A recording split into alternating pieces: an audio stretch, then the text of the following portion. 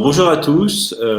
Bonjour Charles, bonjour Marie, bonjour Émilie. Merci d'être présent sur ce webinaire. Alors aujourd'hui, on est là pour parler de pricing et vraiment adresser le thème pourquoi placer mes clients au centre de ma stratégie de prix. C'est un webinaire qui se déroule en 3 sessions en fait de 30 à 45 minutes. Et aujourd'hui, c'est le deuxième webinaire dont le sujet est vraiment de comment est-ce que je mesure et comment est-ce que je peux exploiter la sensibilité prix, donc à quelle élasticité prix des clients pour optimiser mes prix. Voilà. On a vu il y a à peu près 3 semaines, un mois, on a fait un précédent webinaire, on a adressé les aspects plus théoriques de la sensibilité prix et pourquoi est-ce qu'on va la mesurer. Et puis il y aura un troisième webinaire, le 28, auquel vous pouvez toujours vous inscrire sur le thème rule-based versus target-based. Quelles sont les optimisations, quelles sont les stratégies que je peux choisir. Donc vraiment l'idée là, sur ces 3 webinaires, c'est de parler du pricing, de la théorie, vraiment à la mise en pratique. Et aujourd'hui, on va commencer dans le dur de parler de la mise en pratique avec une petite démo des chiffres. Vous verrez, Guillaume vous a préparé quelque chose de très très intéressant. N'oubliez pas que pour visualiser les replays, vous pouvez le faire et je vous enverrai un lien. Vous pouvez poser toutes vos questions dans la rubrique en haut à droite de votre écran. Vous pouvez aussi upvoter vos questions, les questions que les gens ont posées pour nous permettre de prioriser ces questions. Et à la fin du webinaire, on va consacrer une quinzaine de minutes en fait sur des questions-réponses. Donc, on va répondre à la fin du webinaire à toutes les questions.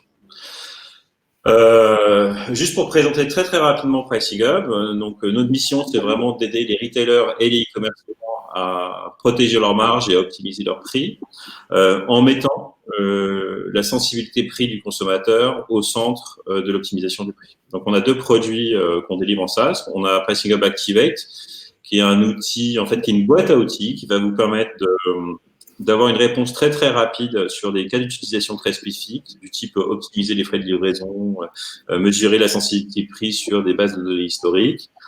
Donc c'est une boîte à outils, pas d'intégration, vous drag and dropez votre data et on a un deuxième produit qui est notre cœur de métier qui s'appelle Pricing Hub Optimize. C'est une suite complète pour optimiser les prix au quotidien dans un contexte de business spécifique et qui va vous permettre de le faire soit en utilisant un moteur de règles classique, on va dire, soit en utilisant la sensibilité prix du client. Voilà.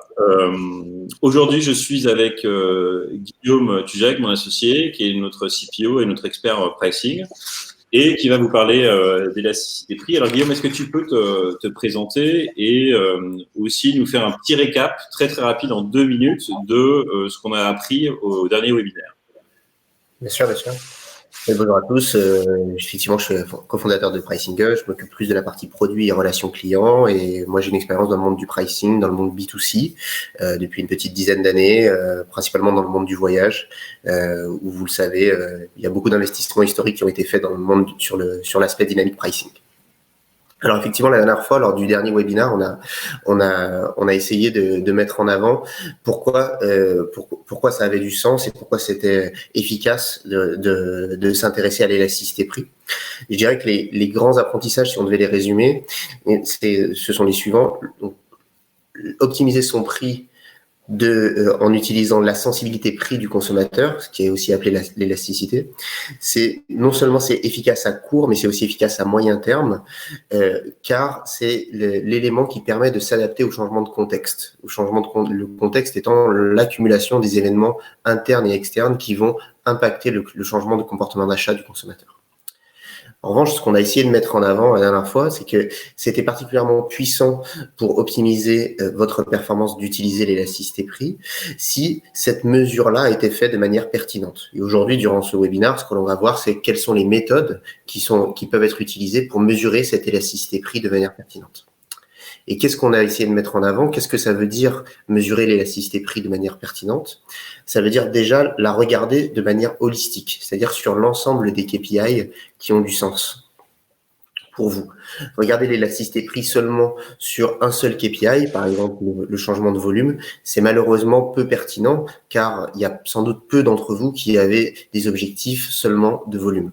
Donc c'est très important de mesurer l'élasticité prix, c'est-à-dire le changement de comportement d'achat selon le prix sur l'ensemble des KPI qui sont importants. Ça peut être des KPI liés à votre PNL, comme des KPI qualitatifs liés à la satisfaction client, à votre image de marque, etc. Le deuxième grand message qu'on a essayé de faire passer, c'est qu'il est important de regarder cette élasticité prix sur l'ensemble des dimensions qui sont actionnables par vos soins. On a mis en avant le fait qu'il y avait pas un client qui réagissait au prix de la même façon, et donc il faut se rapprocher vers ce qu'on appelle de la segmentation de prix. Pour ce faire, il faut qu'on puisse arriver à définir quelles sont les dimensions qui sont actionnables. Et enfin, dernier message, non seulement on ne réagit pas tous de la même manière, mais en plus, une seule et même personne ne réagit pas de la même manière au changement de prix dans le temps. Pourquoi? Parce qu'il y a des événements contextuels qui ont un fort impact sur la sensibilité prix du consommateur. C'est donc très important de mesurer l'impact isolé des changements de prix selon le contexte, selon les événements internes et externes, selon ce que vous avez fait dans votre magasin, sur votre site internet, bien selon ce qui se passe. On le vit évidemment particulièrement dernièrement avec le Covid. Ces changements de contexte ont un impact fort sur chacun d'entre nous dans l'élasticité prix. Donc c'est ça les grands messages, c'est l'élasticité prix est particulièrement efficace pour optimiser votre performance à court et moyen terme si elle est faite de manière pertinente, c'est-à-dire holistique sur tous les KPI, sur les dimensions actionnables et de mesurer constamment selon le contexte du consommateur. Yes, c'est la dernière fois, merci Guillaume. On a montré des courbes d'élasticité et ces variations dans le temps. Et c'est vrai que, notamment avec les phases de confinement, on a vu ces très très grosses variations sur une même catégorie de produits, de comportement de consommateur. Bon, ça, c'était la dernière fois. Donc, Guillaume, maintenant, quels sont les grands challenges à relever pour mesurer la sensibilité prix? Parce qu'en fait, ça, c'est, je pense que tout le monde est familier avec ce concept de mesure de la sensibilité, mais je suis pas sûr que les gens encore arrivent à le faire, qu'il y a un peu des barrières. Donc, aujourd'hui, on va essayer de lever ces barrières. Et pour toi, quels sont justement les challenges et quelles sont les choses auxquelles il faut faire vraiment attention quand on utilise cet outil pour optimiser ses prix?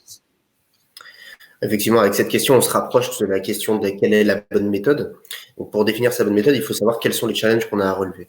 Donc, la première chose, c'est effectivement d'apprendre constamment. Donc là, on vient de l'évoquer. Apprendre constamment, c'est-à-dire ne pas se fier sur l'élasticité que j'ai apprise il y a X temps, puisque le contexte est évidemment différent.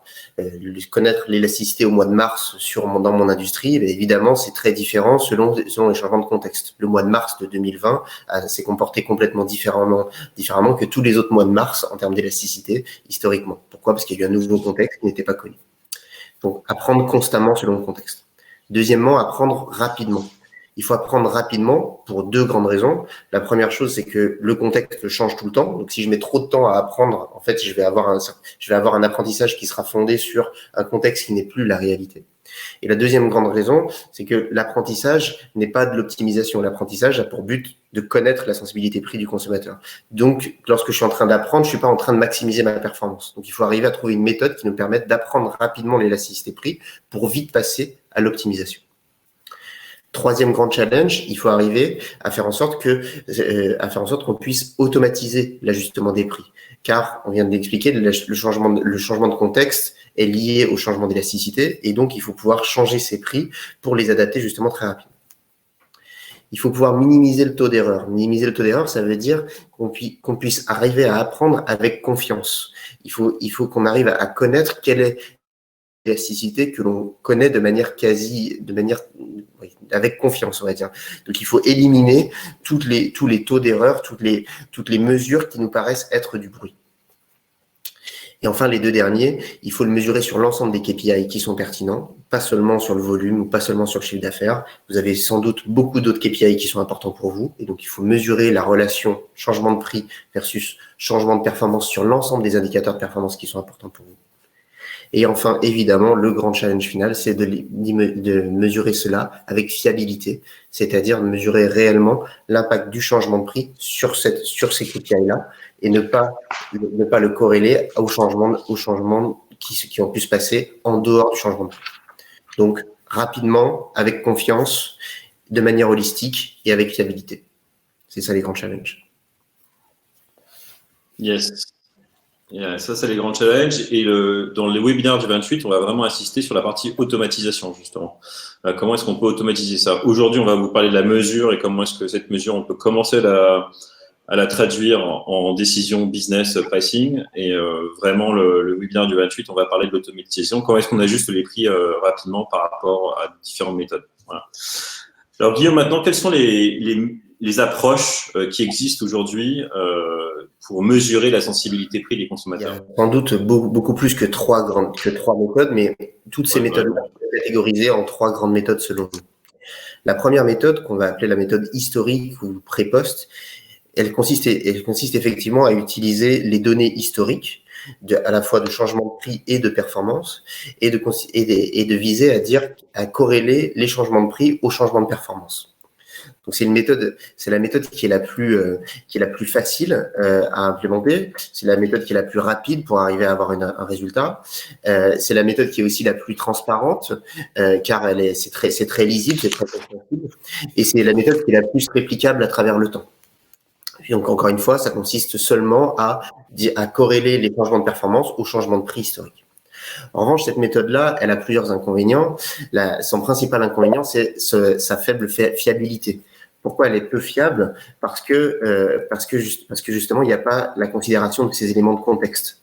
Typiquement, si on s'intéressait à cette méthode-là, tous les éléments du contexte Covid n'auraient pas été considérés. Un autre inconvénient de cette méthode-là, c'est que elle va pas être pertinente si vous n'avez pas fait suffisamment de changements de prix au travers de votre historique. Donc, on va pouvoir seulement corréler les changements de performance sur un petit volume qui a subi des changements de prix. Un troisième, c'est que vous avez potentiellement fait des changements de prix peu importants, pas suffisamment larges. Donc, en conclusion, cette méthode-là est une méthode qui a des avantages de rapidité d'implémentation, de transparence, de lisibilité, de réplication, mais qui a un grand inconvénient de fiabilité, et donc ne peut principalement pas être utilisée à des fins d'optimisation. Cette méthode-là, on va plutôt la recommander afin de répondre à des grandes questions plutôt entre guillemets stratégiques, comme par exemple, globalement, quels sont mes sous-périmètres qui semblent plutôt très élastiques? Quels sont mes périmètres qui semblent peu élastiques? Quels sont ceux qui réagissent bien sur ce KPI et ce KPI? Donc, c'est une méthode qui peut être intéressante pour répondre à des grandes tendances. Ensuite, si on passe à la deuxième grande catégorie, deuxième grande méthode, qui est une méthode qu'on va appeler la méthode prédictive. Cette méthode-là, elle consiste à dire, je vais utiliser l'ensemble des données historiques et je vais aussi utiliser l'ensemble des données contextuelles, des événements internes et des événements externes. Et je vais prédire quelle est l'élasticité à laquelle je m'attends selon l'apprentissage de la corrélation entre les changements de prix, changements de performance et les changements de contexte historique. Donc, je vais être capable de dire, voici l'élasticité à laquelle je m'attends au vu des événements contextuels. Donc, cette méthode-là, elle a comme principal avantage qu'une fois que cette élasticité est apprise, eh bien, on peut optimiser l'ensemble de la performance en termes de trafic, en termes de catégories, de produits. En revanche, l'inconvénient de cette méthode-là, c'est encore une fois la fiabilité. Pourquoi? Parce qu'il est très difficile de partir en guerre vers une collecte de données exhaustive pour connaître l'ensemble des événements contextuels qui vont avoir un impact. Très difficile de connaître l'ensemble des événements externes et même internes à votre société qui vont avoir de l'impact sur l'élasticité prix. Puis, même si c'était réussi, c'est globalement impossible. Je suis ravi d'avoir le débat avec qui que ce soit. Mais même si c'était possible, après, il y a la question autour de quel est le poids associé à chacun des événements qu'on a pu identifier. Et donc, il y a une part de subjectivité. Alors, certes, c'est de l'algorithmie, mais il y a une part peu transparente autour de la mesure de cette sensibilité prix. Et donc, pour nous, c'est ça l'inconvénient principal de cette méthode, c'est l'incapacité à mesurer de manière complètement fiable et contextuelle cette élasticité. Et enfin, surtout de le mesurer de manière transparente. C'est très difficile d'expliquer la raison pour laquelle on est arrivé à cette conclusion d'élasticité avec une telle méthode. Enfin, la dernière méthode, qui est la méthode expérimentale dans le sens de test. C'est-à-dire que cette méthode-là consiste à dire on va pas utiliser l'historique des changements de prix, on va effectuer des changements de prix sur un périmètre et on va pas effectuer de changement de prix sur un autre périmètre. Et on va s'intéresser à la différence de performance entre ces deux périmètres-là. Donc, c'est ce qu'on appelle un groupe de test et un groupe témoin ou un groupe de contrôle. On va s'intéresser à la différence de performance entre ces deux-là, qui subissent exactement les mêmes contextes en termes d'événements externes et d'événements internes. Et ces deux groupes-là vont nous donner des écarts de performance. Et on va donc associer la différence de performance entre ces deux groupes-là au changement de prix qu'on a effectué. Le gros avantage de cette méthode-là, c'est qu'elle est particulièrement précise pour mesurer justement l'élasticité de manière contextuelle. Et c'est d'ailleurs aujourd'hui, nous, donc vous aurez compris que nous, on utilise et on promeut cette méthode-là, mais la raison pour laquelle on le fait, c'est parce qu'on pense que c'est la plus fiable, comme beaucoup d'autres sociétés sur d'autres cas d'usage, que ce soit Uber, Netflix, Airbnb, etc. À d'autres fins, ils utilisent tous les méthodes expérimentales, car c'est les méthodes qui permettent d'avoir le plus de précision.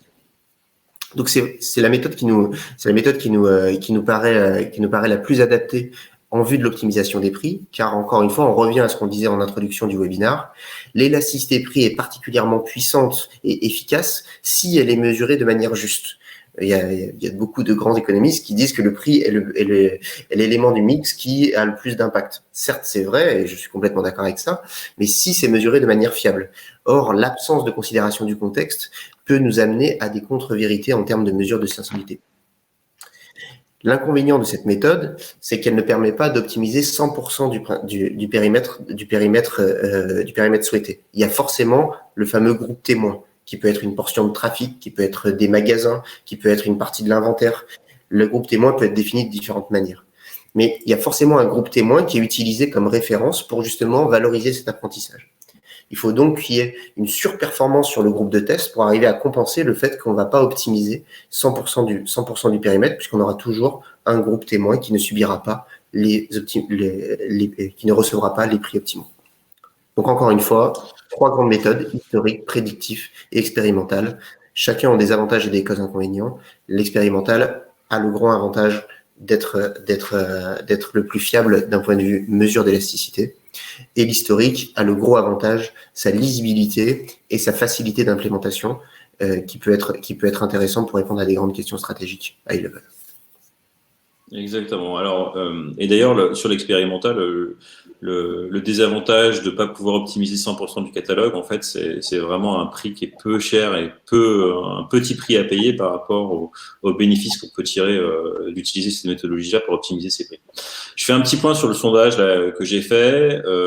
Donc, c'est des résultats. Donc, la question, c'est est-ce que vous mesurez régulièrement l'élasticité prix de vos clients pour vos différentes catégories de produits clés? 80% des répondants disent non jamais et 20% disent oui occasionnellement.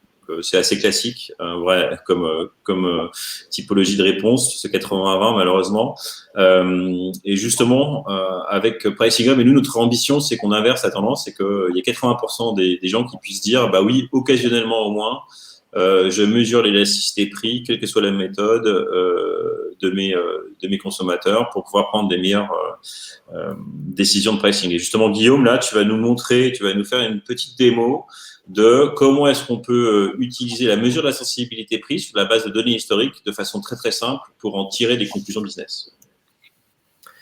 Oui, tout à fait.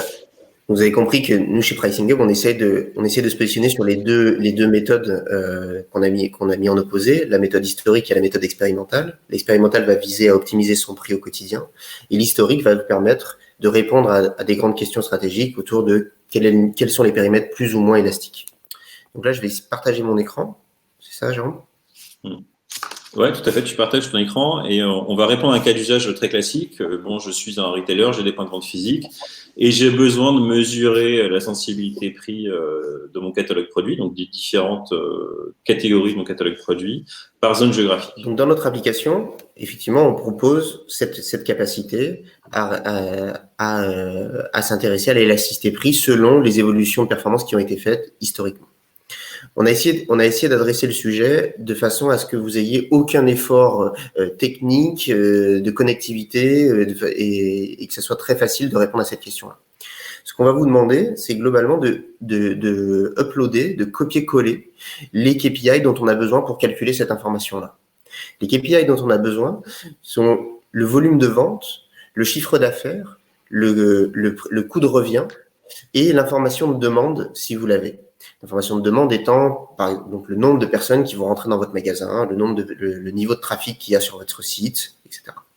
Et ensuite, on va vous laisser le choix de définir quel est le niveau de granularité sur lequel vous souhaitez avoir votre élasticité prix historique. C'est ce qu'on appelle la dimension 1 et la dimension 2. On va vous laisser le choix de dire je souhaite voir mon élasticité, par exemple par catégorie, par exemple par jour de la semaine, par exemple par géographie. Et on va avoir besoin de ça sur un espace-temps historique. Alors, ce qu'on recommande, c'est d'avoir un minimum de 24 mois. Le plus nous avons d'historique, le mieux c'est. Et globalement, on va vous demander de copier-coller ces informations-là. Littéralement, c'est copier-coller, puisque je vais vous montrer comment faire. Et je crois qu'en fait, il faut que je partage mon écran. Donc là, vous allez littéralement dans un fichier Excel, un tableur, n'importe, et vous allez coller les informations qu'on vient de demander. Vous voyez, là, ici, j'ai juste collé les informations par date, de volume de vente, de chiffre d'affaires, de prix de revient, de demande, de catégorie et de zone géographique. Et ici, on vous illustre le fait que nous ayons compris vos informations, on a globalement parsé vos informations. Donc, aucun effort IT, aucun effort BI, juste un simple copier-coller. Ensuite, on va vous demander de donner un nom à votre rapport. Ce nom peut être complètement personnalisé. Et vous allez créer votre rapport. Et automatiquement, nous allons ensuite le calculer et nous vous avertirons lorsque le rapport est prêt. Maintenant, avant d'aller regarder le résultat, on va essayer de s'intéresser à quoi pouvons nous attendre potentiellement en termes d'illustration de l'élasticité prix. Donc là, je vais rebasculer sur la présentation. Ce à quoi on s'attend, c'est de l'illustration de la corrélation entre la variation de prix sur les dimensions que l'utilisateur a données sur les KPI souhaités. Donc, en l'occurrence, par exemple, on va regarder cette relation sur deux KPI, sur la variation du volume, qui peut être exprimé en conversion, et sur la variation du profit. Et ce à quoi on peut s'attendre, c'est d'avoir un nuage de points qui peut prendre différentes formes. On pourrait imaginer qu'on ait un nuage de points qui est cette forme-là. Si on a cette forme-là, ça veut donc dire que historiquement, les changements de prix que l'on a effectués ont été capables de générer plutôt un impact soit positif, soit négatif, seulement sur un des deux KPI. Mais globalement, historiquement, les variations de prix, l'élasticité générée n'a pas été capable d'optimiser deux KPI à la fois ou même de détériorer deux KPI à la fois. Et on peut aussi se retrouver avec ce cloud-là qui va donner un impact seulement sur le profit. Ensuite, on peut se retrouver avec ce cloud-là, le bleu ciel, qui, lui, va nous indiquer que globalement, historiquement, les changements de prix effectués nous ont amenés dans une situation où on a optimisé soit un KPI en détériorant un autre, soit l'inverse. Donc ici, soit on a amené des améliorations de conversion en détériorant le profit, soit on a amené une amélioration du profit en détériorant la conversion. Ici, ça tendrait à penser que les changements de prix effectués n'ont pas été pertinents à des fins d'optimisation des deux KPI en soi. On pourrait aller plus loin une autre fois en disant qu'en fait, il peut être intéressant globalement d'aller appliquer le prix de ce produit-là, d'aller appliquer le prix qui génère cette performance-là ici et le prix qui génère cette performance-là, puisque l'augmentation de conversion de celui-ci va compenser la perte de conversion de ce point-là, et l'augmentation de profit de ce point-là va compenser la perte de profit de ce point-là. Enfin, le dernier type de cloud auquel on peut s'attendre, c'est celui-ci. C'est celui qui va clairement illustrer qu'il y a une relation prix versus impact sur les deux autres KPI, et on s'aperçoit qu'on a été capable de trouver des points qui sont déjà capables de générer de la performance positive sur l'ensemble des deux KPI. Évidemment, c'est cette zone-là, la zone en haut à droite, qu'on va essayer d'aller chercher. Donc maintenant, si on revient sur notre exemple d'illustration et maintenant on va cliquer sur la capacité de consulter le résultat que l'on a, on se retrouve avec le cloud que l'on a devant nous. Donc vous avez encore une fois sur l'axe des X la variation de la conversion, sur l'axe des Y la variation du profit. Chaque point représente une illustration de le changement de prix qui a été effectué sur un périmètre donné, le périmètre étant l'agrégation des deux dimensions que vous avez souhaité, et par exemple dans ce cas-là, les catégories et les zones géographiques. Comme on l'a vu la dernière fois, l'expression du changement de prix peut être faite de différentes manières. On peut imaginer que l'expression du changement de prix peut être faite en changement de taux de marge ou bien en changement de prix de vente. Dans cet exemple-là, je vais laisser la capacité à illustrer en changement de taux de marge. Et enfin, dernier point sur la structure du graphique, vous arrivez à voir que la variation du prix, eh bien, on l'illustre via un code couleur. Lorsqu'on augmente le prix, c'est les points plutôt qui tendent vers le rouge, et lorsqu'on diminue le prix, ce sont les points qui tendent vers le vert. Donc ici, on se retrouve clairement sur un cloud qui démontre qu'il y a une élasticité et une forte relation entre changement de prix et changement des deux autres KPI. Deuxième grand message que l'on note ici, c'est qu'on s'aperçoit qu'il y a plutôt les points verts qui sont en bas à droite et les points qui tendent vers le rouge en haut à gauche. Encore une fois, ça tend à être plutôt logique, puisqu'on se dit que les points qui ont augmenté, les points pour lesquels on a diminué le prix ont généré une augmentation de conversion, mais on s'aperçoit que ceux pour lesquels on a augmenté le plus la conversion, ça n'a pas suffi, ça n'a pas permis d'augmenter le profit en dessous. À l'inverse, les points pour lesquels on a augmenté le prix le plus ont détérioré la conversion, mais ont amené globalement une augmentation du profit. Et on s'aperçoit qu'il y a toute une zone de points qui ont eu des évolutions de prix intermédiaires et qui ont eux, permis à la fois une augmentation de conversion et une augmentation de profit. Donc, la grande conclusion de ce message-là, c'est que oui, ce périmètre-là semble plutôt élastique. Oui, il semble y avoir des grosses différences de comportement selon les dimensions. Et donc, il semble intéressant d'aller vers de l'élasticité segmentée pour arriver justement à tirer profit de ce changement de comportement-là qu'il y a entre les consommateurs sur chacun des sous-périmètres. Donc ça, c'est vraiment l'objectif de l'analyse historique, c'est d'identifier la forme du nuage qui va nous donner la capacité de savoir quelle est la taille de l'opportunité et s'il y a un intérêt à aller vers de l'élasticité très segmentée. Ouais, et puis là, par exemple, si jamais votre boss vous dit non mais demain j'ai besoin augmente le chiffre d'affaires, vous allez aller chercher de la masse de marge incrémentale.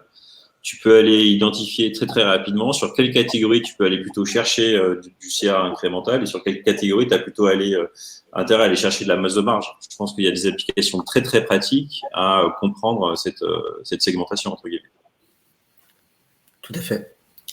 Encore une fois, vous avez compris qu'on a bien conscience des limites de l'approche historique qui ont un taux d'erreur forcément plus élevé, mais ce n'est pas l'objectif de cette élasticité historique. L'objectif est de répondre globalement à la question quel est le niveau et les tendances d'élasticité auxquelles on s'expose.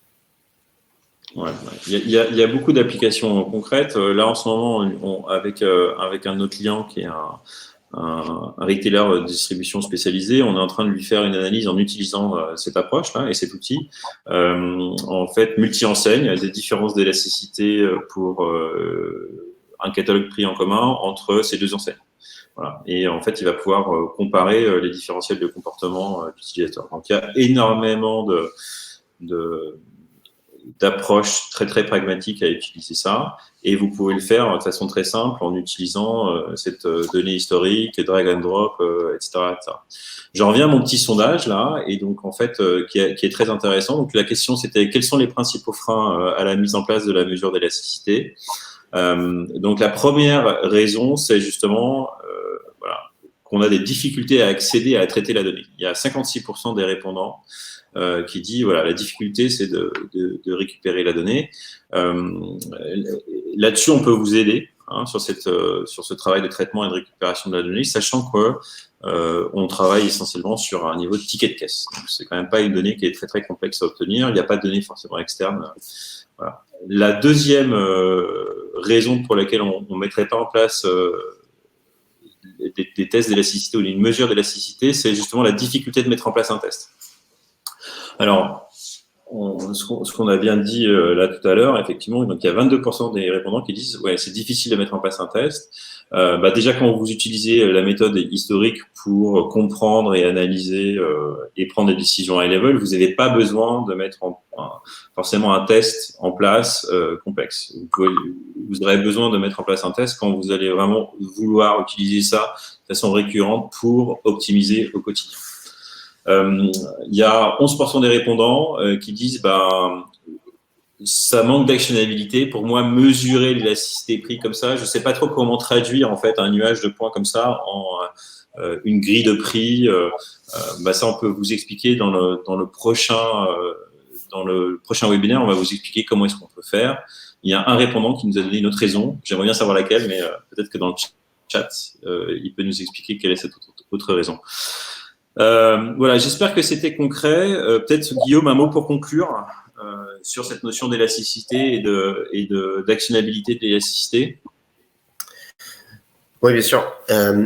Notre ambition, c'est de faire passer le message que l'élasticité, c'est un mot qui peut paraître un mot de jargon, un mot complexe, mais globalement c'est simple, c'est compréhensible et c'est actionnable. Pourquoi tout ça? Parce que c'est simplement la relation entre deux événements, le changement de prix et le changement de performance. Donc c'est vraiment quelque chose qui est parfois présenté comme quelque chose de complexe, mais c'est vraiment quelque chose de simple et surtout, on essaie de le rendre de manière le plus transparente possible. Ensuite, deuxième grand message, pour nous, l'élasticité historique est vraiment un très bon moyen pour vous donner la capacité de comprendre la taille de l'opportunité, comprendre les grandes tendances en termes de sensibilité prix d'un groupe de consommateurs à un autre, d'un groupe de catégories ou un autre, d'une zone géographique ou une autre. Troisième message, l'élasticité par expérimentation, c'est la méthode que l'on recommande, car c'est pour la partie d'optimisation, car c'est celle qui paraît la plus puissante, puisque c'est celle qui est la plus fiable. Et effectivement, donc, vous allez voir que nous, on va vous défendre à travers les différents webinaires la méthode d'optimisation via l'expérimentation, qui est la plus impactante selon nous, et on essaie de le prouver au quotidien avec nos clients. Ok. Voilà, donc on a fini notre partie présentation. J'espère que c'était clair. Et là, on va commencer à répondre à vos questions. Donc, utilisez bien la petite le bloc à droite pour poser vos questions. Donc, la première question qui est de Charles, voilà, qui dit comment est-ce que je peux calculer l'élasticité si je n'ai pas de données de demande, justement. Parfait, merci Charles. On avait un petit peu anticipé cette question. Alors il y a deux. Donc déjà c'est une question qui revient souvent, effectivement. Il y a deux moyens. Premier moyen, essayer d'obtenir ce qu'on appelle un proxy, c'est-à-dire une approximation sur cette information de demande.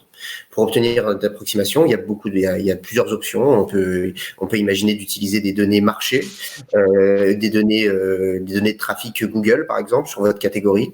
On peut utiliser des données fournies par les acteurs de market share. Donc, je ne sais pas dans quelle industrie vous agissez, mais il peut y avoir des acteurs comme GfK, Fox Intelligence, qui sont capables de donner des informations comme ça. Donc ça, c'est la première approche qui consiste à dire je valorise la méthode la mesure d'élasticité en considérant la demande parce que ça a du sens pour limiter les effets de saisonnalité et de contexte, mais je ne l'ai pas, donc je vais aller chercher un proxy. Première option. La deuxième option consiste à dire je ne la considère pas. Donc comment faire? En fait, vous allez nous demander de considérer que la demande est stable dans le temps. Donc là, par exemple, dans l'interface, ce qui consiste juste à faire, c'est mettre la même valeur dans la colonne demande. Et nous, en fait, on va corréler les variations de performance sur chacun des KPI en absolu. Donc, au lieu de regarder la variation de la conversion, on va regarder la variation du volume de vente associée à la variation du prix de vente. C'est une méthode qui, selon nous, est un petit peu moins pertinente en termes de fiabilité, mais ça répond tout de même à l'information que l'on souhaite obtenir, qui est quelle est la tendance. Voilà, deux méthodes, deux options, obtenir un proxy ou bien ne pas considérer la demande tout simplement. Yes. Et ça arrive souvent, hein, c'est assez régulier, notamment dans un contexte de point de vente physique, de ne pas avoir d'infos de la demande précise. Mais voilà. Mais on a des moyens de contourner ça et en apportant des réponses qui ont de la valeur ajoutée. Il y a une question de Guillaume qui est intéressante, mais qui est moins cœur de métier, c'est comment pouvoir analyser une élasticité quand on n'a pas de prix dynamique, car nous ne travaillons que sur des appels d'offres, voilà, avec des tarifs pour une fois par an. Donc, c'est dans un cadre de B2B. Ça, c'est une question qui est intéressante. Effectivement. Est-ce que tu as un élément de réponse, hein, Guillaume? Ouais. C'est un des éléments contre de la méthode historique. Effectivement, si vous n'avez pas fait de changement de prix, pas ou peu, alors l'analyse historique de la relation changement de prix, changement de performance ne va rien donner. Ça va être littéralement vide. Donc vous avez raison. Donc dans ce cas-là, ce que l'on recommande, c'est d'aller directement vers la méthode d'expérimentation, qui consiste à dire testons, forçons ces changements de prix pour essayer d'apprendre cela, et ensuite établir une grille tarifaire qui soit flat. Aujourd'hui, on a un exemple avec un client qui se retrouvait exactement dans cette situation-là, qui fonctionne sur une grille tarifaire et qui nous a dit: je souhaite connaître mon élasticité, mais je me retrouve confronté exactement au problème que Guillaume met en avant, à savoir absence de variation de prix historique. On a donc recommandé un plan de test, un plan d'expérimentation où on va faire varier les prix. L'objectif pour ce client-là, c'est de toujours garder une certaine stabilité dans sa grille tarifaire, mais il souhaite construire sa grille tarifaire en tenant compte de l'élasticité apprise. Donc, il investit du temps X semaines sur de l'expérimentation. On va tester différentes grilles et ensuite, on va pouvoir mesurer cette élasticité et ensuite, on va pouvoir établir une grille tarifaire qui sera stable dans le temps, mais qui tirera profit de l'élasticité apprise. Ok, j'espère que ça a répondu à votre question. Et donc, il y a Charles qui dit, pour rebondir à la question de Guillaume, est-ce que je peux définir ma grille tarifaire que je souhaite plutôt statique? Donc, en fait, c'est ajuster ses prix sur des grilles tarifaires soit une fois par mois, soit une fois par trimestre, en utilisant l'élasticité prix. La réponse, c'est un gros oui. Ouais, tout à fait, c'est un peu l'exemple que je viens de citer. C'est un gros oui. Je dirais que pour compléter compléter l'exemple que je citais, ce qui peut être intéressant, c'est de refaire cette partie expérimentale de test de grille tarifaire à intervalles réguliers. Donc, si vous souhaitez conserver de la stabilité dans votre prix, mais que vous souhaitez que votre prix tire profit de l'élasticité, il va falloir investir un petit peu de temps sur les quelques semaines d'expérimentation. Vous aurez donc une grille qui tirera profit de l'élasticité, qui sera donc optimale, mais elle sera optimale selon le contexte du moment. Si dans un an, le contexte a changé, forcément, c'est très probable que cette grille tarifaire qui a été construite, elle n'est plus aussi pertinente qu'elle l'était un an avant. Donc, dans ce cas-là, ce que l'on recommande aux acteurs qui souhaitent avoir de la stabilité dans leur prix et tirer profit de l'élasticité, c'est de faire ce que l'on appelle des expérimentations d'élasticité à intervalles réguliers. Et là, c'est à chacun de déterminer quelle est la fréquence de cet intervalle. Est-ce que c'est tous les 3 mois, tous les 6 mois, tous les ans? Mais voilà, c'est ça. Et aujourd'hui, on a déjà fait avec un acteur qui est très satisfait de ça et avec qui on est en train de s'engager dans le temps pour justement réévaluer sa grille tarifaire afin qu'elle soit tout le temps adaptée à la sensibilité prix du consommateur et au contexte du moment. Yes. Donc, c'est un système itératif. Soit vous faites des tests, soit vous mesurez sur de l'historique.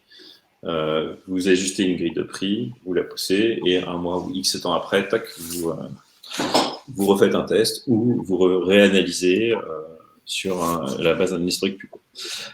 Et ben justement, on va rebondir sur une autre question de Charles qui dit quels sont les autres cas d'usage de l'utilisation de vos algorithmes d'élasticité? Donc, on peut mesurer l'élasticité pour optimiser les prix de produits, mais nous, Guillaume, aujourd'hui, on l'utilise pour faire d'autres choses. Oui, tout à fait. Je pense notamment à... Ouais, vas-y. Globalement, on peut l'utiliser pour optimiser le prix de n'importe quel type d'item. Ça peut être un produit, ça peut être un service, par exemple des frais de livraison, ça peut être des services de garantie. N'importe quel type de prestation peut être éligible à cette approche de mesure d'élasticité. Et j'insisterai aussi sur le fait que c'est le cas d'usage on met beaucoup en avant la maximisation des performances des KPI qui sont très orientés PNL.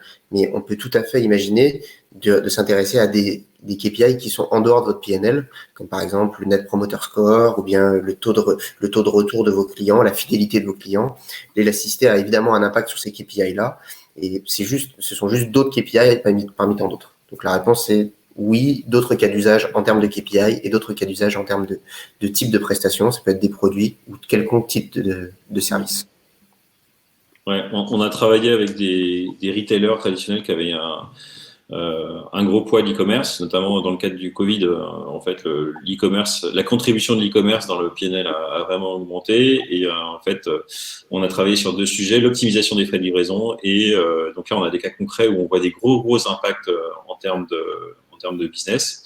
Parce qu'en fait, c'est une ligne de PNL qui est très importante et qui est complètement sous-optimisée. Donc, nous, en 6 semaines, on arrive à vous restructurer des grilles de frais de livraison, tester et intégrer des francos de port. Et puis ensuite, quand on a restructuré une grille, après, on peut aller affiner dans le temps les niveaux de prix pour chaque élément de la grille. Ça, c'est quelque chose qu'on a fait. On a une bonne pratique de ça. Et la même chose on a fait il y a quelques temps un travail sur l'optimisation des extensions de garantie. Et là, c'est pareil, gros impact de PNL parce que c'est vraiment des notions de marge importantes. Voilà, écoutez, on arrive à la fin. Je vais regarder s'il y a d'autres questions. Oui, je vois des questions. Alors, il y a une autre question de Charles encore. Est-ce que je peux définir... Alors, je suis pas sûr d'avoir compris, mais est-ce que définir son prix... Ah oui. Est-ce que définir son prix selon l'élasticité suppose un dynamisme des prix? Okay. Est-ce que quand tu utilises l'élasticité prix et que tu optimises en intégrant cette donnée, est-ce que ça veut dire que tu dois très régulièrement ou tout le temps changer tes prix? En fait, moi je dirais pas forcément. Tout dépend. Encore une fois, tout à l'heure, on vous disait que il est important de mesurer l'élasticité et d'en tirer profit sur les dimensions que vous savez opérationnaliser. Ce qu'on appelle les dimensions, c'est par exemple l'espace-temps, c'est une dimension. Est-ce que vous savez opérationnaliser un changement de prix tous les jours, toutes les semaines, toutes les heures, toutes les demi-journées, etc. Si vous savez pas le faire, il y a beaucoup d'autres dimensions qui peuvent être utilisées pour tirer profit de l'élasticité. Donc premièrement, la première question à se poser, c'est est-ce que vous savez le faire et est-ce que vous souhaitez le faire? En fonction de la réponse à cette question, l'élasticité prix peut tout à fait être utilisée sans utiliser cette dimension d'espace-temps. Ensuite, même si la réponse est oui, j'ai un client qui m'a répondu oui à cette question, c'est-à-dire qu'il est capable de changer ses prix régulièrement. Et récemment, il est revenu vers moi, il m'a dit Guillaume, qu'est-ce qui se passe? Depuis X semaines, tu as un niveau de dynamisme des prix qui est bien plus faible que ce que tu as eu l'habitude d'avoir. Eh bien, c'est tout à fait normal. C'est pas parce qu'on a la capacité d'utiliser la dimension temps, l'espace-temps comme élément de granularité pour changer ses prix, que l'on va l'utiliser. Si le consommateur réagit de la même manière du lundi au vendredi pour un périmètre donné, et donc s'il y a un seul niveau de prix qui permet d'atteindre la performance maximale que vous souhaitez, pourquoi est-ce qu'on irait chercher de l'hyperdynamisme? Ça n'a pas de sens. On va chercher du dynamisme seulement dans deux cas. Un, c'est si vous nous l'autorisez, et vous allez nous l'autoriser si vous êtes capable d'en tirer profit, si vous êtes capable de changer vos prix selon l'espace-temps. Et deuxièmement, on va l'utiliser si ça a du sens. Si ça n'apporte aucune valeur de changer les prix entre le lundi et le vendredi, on ne va pas le faire. Notre intérêt, c'est de recommander le prix optimal selon l'élasticité qui permet d'atteindre votre performance. Donc voilà, c'est vraiment les deux grandes raisons. J'espère que j'ai été clair. Et Charles, n'hésitez pas à revenir vers moi si vous souhaitez en savoir plus sur cette question-là. Yes, merci Guillaume. Écoute, en termes de timing, on a été des horlogers suisses. Il est 12h15, donc on a fait 30 minutes de présentation, 15 minutes de Q&A. Pour conclure ce webinaire, je vous propose deux choses. C'est si vous voulez qu'on prenne des data samples qui vous appartiennent et qu'on vous donne un output sur la base d'élasticité historique, n'hésitez pas à nous contacter. On va regarder le cas d'usage avec vous dire comment structurer la data. Vous allez nous envoyer la data et on va vous donner l'output. Donc, pour faire ça, vous allez recevoir un email en fait avec le replay du webinar et on vous donnera des instructions à suivre pour pouvoir qu'on active votre donnée en vous donnant une illustration de nos capacités analytiques. Et la deuxième chose, c'est que n'hésitez pas à vous inscrire sur le dernier webinaire qui va avoir lieu le 28. Je vous ai remis le lien à l'écran. Et là, ça va vraiment être un sujet d'optimisation. Quand est-ce qu'on a intérêt à utiliser le rule-based et quels sont les avantages du rule-based versus quand est-ce qu'on a intérêt à utiliser en fait le target-based pricing. On va vous expliquer ce qu'on appelle ça, mais c'est un pricing qui est là pour optimiser un objectif de business en prenant en compte la sensibilité prix d'un client. Voilà, merci à tous. J'espère que ça a répondu à vos questions, que vous avez trouvé ça instructif. N'hésitez pas à nous envoyer des mails et à nous contacter si vous voulez, si vous avez des questions ou si vous êtes intéressé pour poursuivre. À bientôt. Merci à tous. Bonne journée.